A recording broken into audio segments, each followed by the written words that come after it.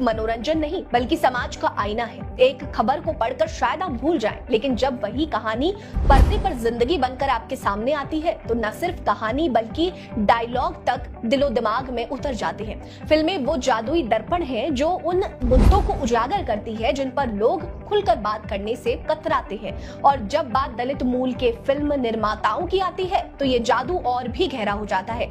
बॉलीवुड हो या क्षेत्रीय सिनेमा, इन फिल्मकारों ने अपनी कहानियों से न सिर्फ भारत बल्कि पूरी दुनिया को झकझोर कर रख दिया। नमस्कार, मैं हूं आपके साथ रीटा। आज के वीडियो में मैं आपको उन फिल्म निर्माताओं और दलित डॉक्यूमेंट्रीज मेकर्स के बारे में बताऊंगी जिन्होंने सिर्फ भारत ही नहीं बल्कि विदेशों में भी जमकर तालियां बटोरी। हमारी इस लिस्ट में पहले नंबर पर है पिछड़ी जाति से आने वाले नीरज घायवान। साल 2015 में रिलीज हुई फिल्म मसान आपको याद होगी। इस फिल्म ने रिलीज के साथ ही भारतीय सिनेमा में तहलका मचा दिया था। ये एक ऐसी अंतरजातीय प्रेम कहानी थी जिसने समाज की उन कड़वी सच्चाइयों को उजागर किया जहां एक दलित को सिर्फ अपनी जाति की वजह से अपना प्यार खोना पड़ता है। इस फिल्म ने न सिर्फ विकी कौशल को स्टार बनाया बल्कि पिछड़ी जाति से आने वाले इसके निर्देशक नीरज घायवान ने भी साबित कर दिया कि टैलेंट के सामने जाति की कोई दीवार नहीं टिक सकती। दरअसल महाराष्ट्र के एक दलित परिवार में 1980 में जन्मे नीरज की जिंदगी किसी प्रेरणा से कम नहीं है। उनके पिता रिसर्च साइंटिस्ट थे और उनकी मां एक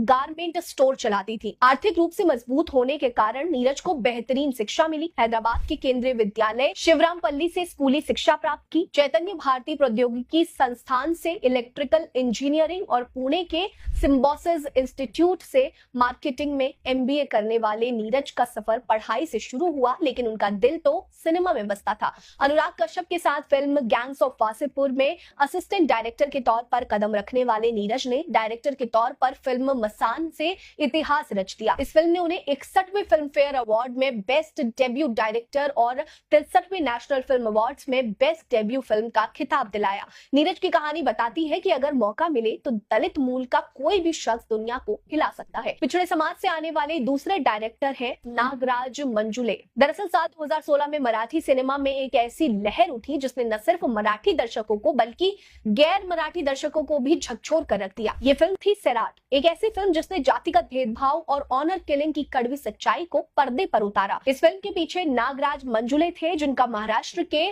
सोलापुर जिले के जयौर गांव में एक दलित खानाबदोश वड्डार समुदाय में जन्म हुआ। नागराज का बचपन गरीबी और संघर्षों से भरा था। आर्थिक तंगी के कारण उनके चाचा बाबूराव मंजुले ने उन्हें गोद लिया, लेकिन नागराज ने हमेशा अपने पिता पोपटराव को अपनी उपलब्धियों का श्रेय दिया। बाबा साहेब अंबेडकर से प्रेरित नागराज ने अपनी फिल्मों में ग्रामीण भारत में फैले जातिवाद को मुद्दा बनाया। उनकी